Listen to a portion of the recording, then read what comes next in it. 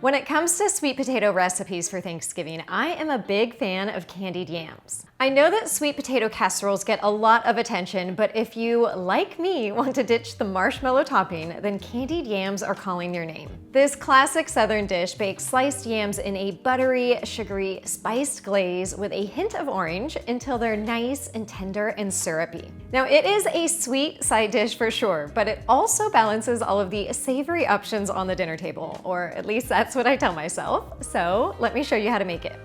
To get started, you'll need about 3.5 pounds of yams. And can you tell the difference between the yam and sweet potato in this clip?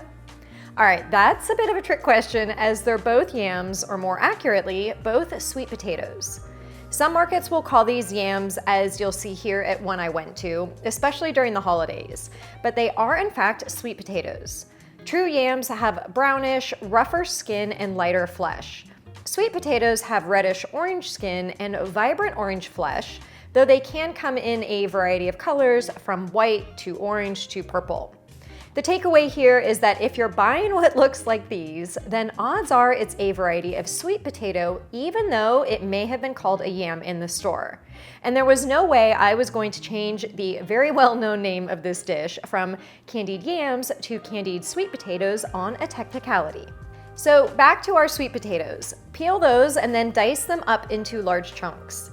Some people like to have round discs for their candied yams, and that's fine if you happen to find those really long and narrow sweet potatoes, but if you end up with some big boys like I have today, it's much easier to stir the dish if they're in chunks. And I'll usually just stack a few slices on top of each other and then quarter those. But if you are able to find narrow sweet potatoes, you can just have the slices as well. Once that's done, place the sweet potato chunks into a 9 by 13 inch baking dish and then set that aside. I should also mention that if you'd like to prep this recipe the day before Thanksgiving, you can get to this step and then just cover the baking dish tightly with plastic wrap and store it in the fridge. You can also make the glaze ahead of time and store that in a separate airtight container as well. Then all you have to do on Thanksgiving is combine, stir, and bake everything. And I love doing this as I'm all about making Thanksgiving easier and less hectic. So let's move on to the glaze. While brown sugar is commonly used, I'm using 1 cup of coconut sugar today. Most people don't realize that brown sugar is simply 1 cup of processed white sugar plus 1 tablespoon of molasses that's mixed together, and I'll show you how it's done here.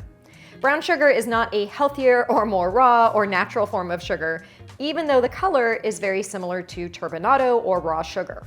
But I prefer to use coconut sugar as that's what I always just have in my house, and I love that it has a slight caramel undertone to it. I actually had to buy white sugar at the market for this little demo as I never have it in my kitchen. But see, that's how you make brown sugar in case you were wondering. And of course, there's no judgment from me if you want to swap it in this recipe.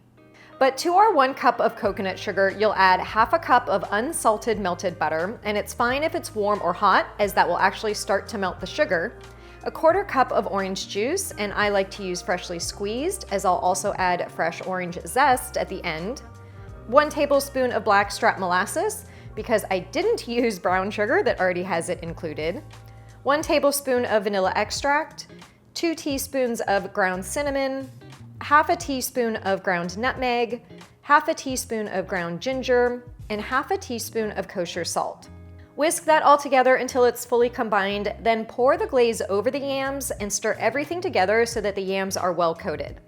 Now, I will say that my candied yams are a bit darker than other recipes due to the coconut sugar and molasses, but the sweet flavor with a hint of orange is absolute perfection. Plus, the cinnamon, nutmeg, and ginger spices wafting through your kitchen while you bake this dish are far better than any Thanksgiving scented candle.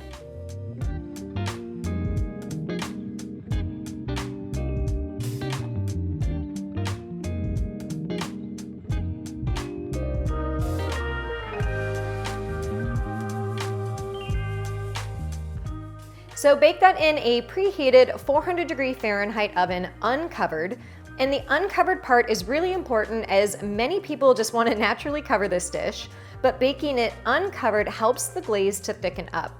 And you'll bake it for about 50 to 60 minutes, stirring every 15 minutes or so until the yams are fork tender and the glaze has thickened slightly. And now you can see how it's easier to stir cubes rather than rounds or discs of sweet potato. And you do definitely want to stir because the sweet potato pieces on the bottom are what soak up all that buttery, sweet and spiced glaze, and the pieces on top are the ones that become caramelized.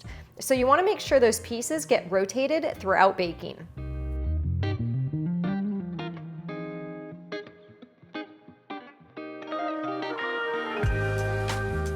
You'll know you're done when your kitchen smells like all sorts of deliciousness and the sweet potatoes are soft and fork tender. Do be a little careful though stirring at the end, as the sweet potatoes will be quite soft and you don't want to break them apart too much. The glaze will also continue to thicken up while the baking dish cools on your dinner table, and I love it when it gets all nice and syrupy.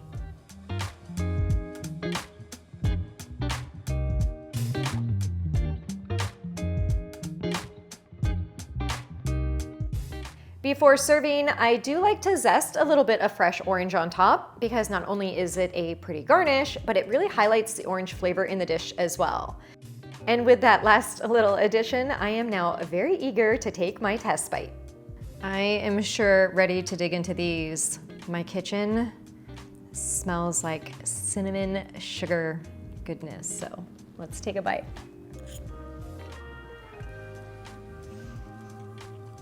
Delicious, super sweet.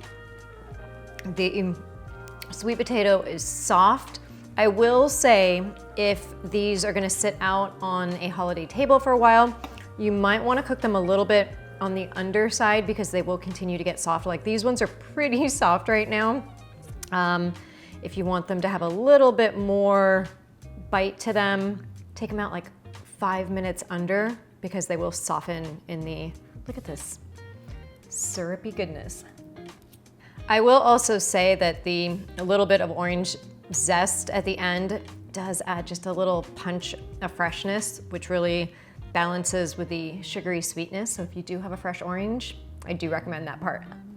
And yes, I am eating out of this entire casserole dish. I debated putting it on a plate, but since it's not quite Thanksgiving yet, I figure I'm going to be eating all of these leftovers. So this is all for me.